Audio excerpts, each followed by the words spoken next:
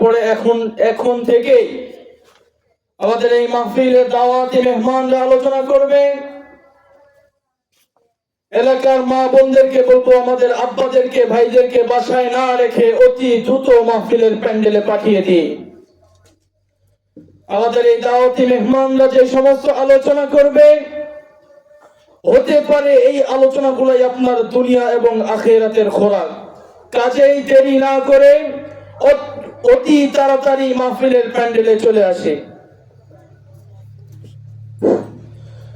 এই পর্যায়ে আপনাদের সামনে কোরআন ও হাদিস থেকে মূল্যবান তাকরীর পেশ করছে হযরত হাফেজ মাওলানা ওমর ফারুক নাটোরি। হযরত হাফেজ মাওলানা ওমর ফারুক সাহেব নাটোরি, খতিব আয়াস কেন্দ্রীয় জামে মসজিদ সিংড়া নাটোর।